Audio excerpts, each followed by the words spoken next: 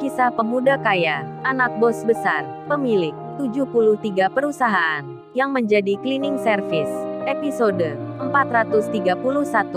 Iwan yang dilaporkan seseorang yang bernama Pak Leo karena mengambil video dirinya tanpa seizin darinya. Iwan yang bersama temannya akhirnya mendapat surat panggilan polisi.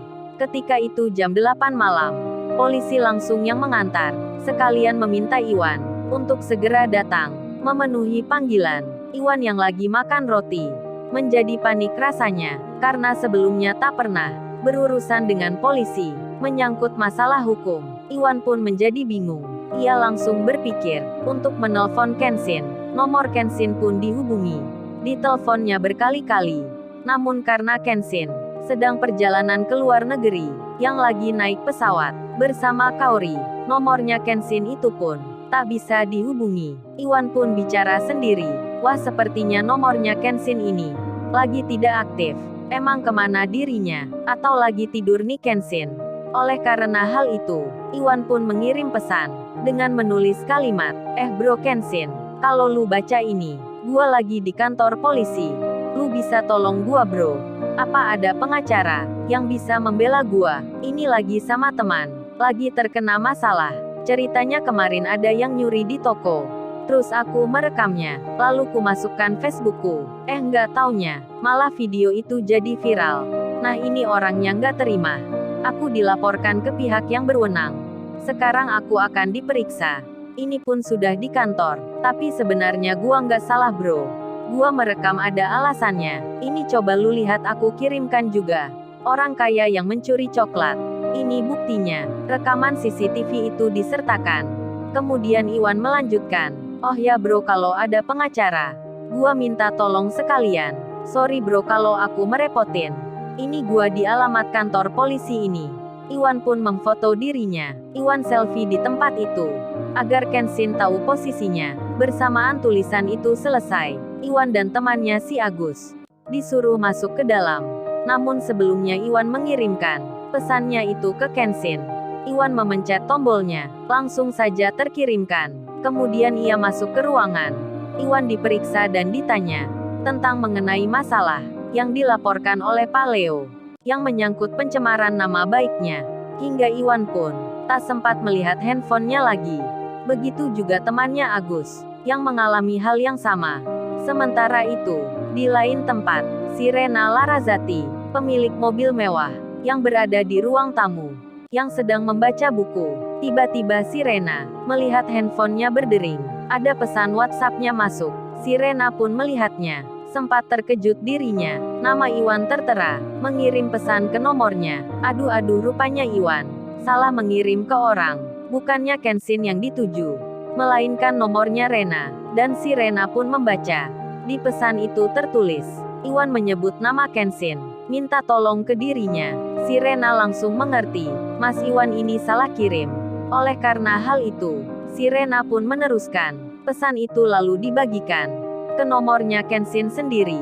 Namun, setelah ditunggu 10 menit, pesan WhatsApp itu tandanya tak terbaca. Si Rena menelpon saja ke nomornya Kenshin langsung, dan jawaban yang didapatnya, telepon yang Anda hubungi sedang tidak aktif.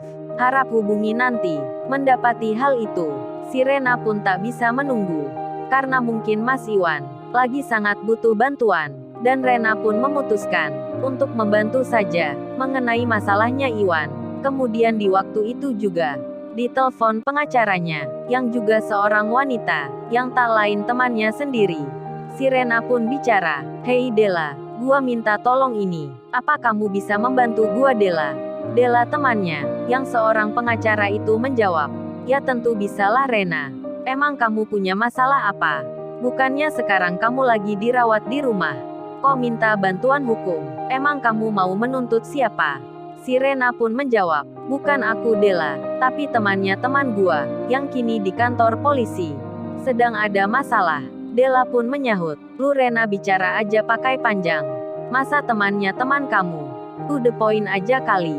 Langsung aja ke masalahnya." Si Rena pun bicara, "Baiklah Della, ini teman gua namanya Iwan. Lagi dituntut orang dengan delik pencemaran nama baik karena mengupload video orang itu tanpa seizin yang bersangkutan. Maksudnya tentang pencurian coklat, yang lagi viral sekarang. Della temannya pun menyahut, oh jadi video yang ramai itu, yang lagi banyak dibicarakan orang, adalah temanmu Rena. Ya, I know Rena. I understand. Oke, I want to help you. Dan Della pun langsung bertanya, terus sekarang di kantor polisi mana Rena? Si Rena pun menjawabnya, menunjukkan alamatnya, dan temannya itu langsung setuju. Baiklah Rena, gua sekarang akan ke sana.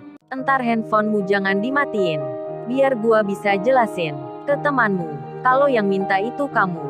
Dan Rena pun menjawab, baiklah Della, siap gua akan tunggu. Sedang Kenshin sendiri, lagi berada di pesawatnya. Kenshin tentu belum tahu, kalau Iwan saat ini sedang diperiksa di kantor polisi. Apalagi Kaori tertidur di pundaknya.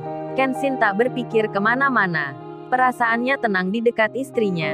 Dan Kenshin juga tak merasa akan temannya yang terkena masalah.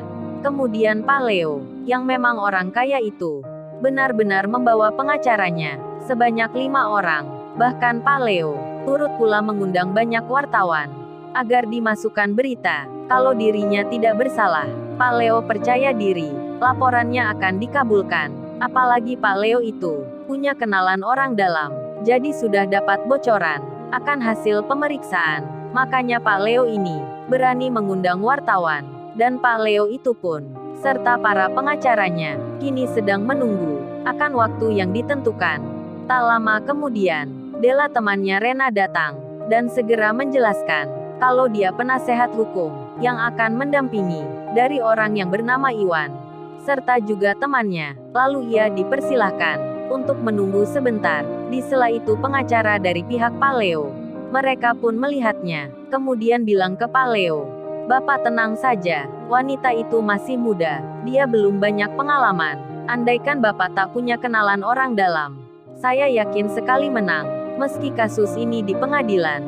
Karena pengacara dari pihak terlapor, jam terbangnya tak banyak, pasti pengalamannya sedikit. Penasihat hukum Pak Leo itu sangat meremehkan Della. Mereka sangat sombong sekali. Beberapa saat kemudian, setelah lewat 2 jam, Iwan dan temannya Agus selesai menjalani pemeriksaan. Penyidik pun langsung memutuskan, Iwan dan Agus ditetapkan sebagai tersangka, namun tak langsung ditahan. Masih menunggu perkembangan. Della pun langsung masuk untuk menemui Iwan. Iwan pun terkejut, didatangi pengacara perempuan yang langsung mengenalkan diri sebagai penasihat hukumnya. Atas permintaan Mbak Rena, Della pun bercerita kalau dia temannya Rena dan sudah tahu masalahnya. Iwan pun bingung sekali akan hal seperti ini. Kemudian Iwan melihat handphonenya yang ternyata pesannya tadi telah salah kirim ke nomornya Mbak Rena. Iwan pun terkaget jadinya. Belum sempat ia bertanya, Pak Leo itu datang bersama para pengacaranya. Pak Leo segera bilang, gimana hasil laporan saya? Terbuktikan sekarang. Kalian berdua sekarang tersangka, dan tinggal tunggu ditahan. Oh ya, ini saya bawa 5 pengacara. Semuanya berpengalaman. Kalian hanya punya 1, tak berpengalaman pula. Hahaha, pasti di pengadilan kalah. Waduh, dasar Pak Leo itu meremehkan secara langsung dan menghina Della dengan cara tak sopan. Iwan pun menjawab, jangan sombong dulu Pak. Bapak itu sudah ada bukti mencuri. Meski kami punya 1 pembela, nanti lihat saja siapa yang bersalah. Della pun demikian. Ia membalas pula, benar kata klien saya, bukti sudah di tangan. Bapak itu tak bisa berkilah. Namun Pak Leo tetap percaya kalau dirinya akan menang. Pak Leo pun berkata, kalian ini bicara bukti segala, pertanda tak berpengalaman. Lihat saja sekarang buktinya. Kalian yang jadi tersangka, bukan saya. Hahaha. Pak Leo tertawa dengan muka sombongnya. Lalu, bagaimana kisah selanjutnya? Subscribe channel ini untuk episode berikutnya. Terima kasih. Jangan lupa ya guys, untuk kelanjutan ceritanya ada di channel Story Kaori. Jangan lupa subscribe ya guys, dan tekan notifikasinya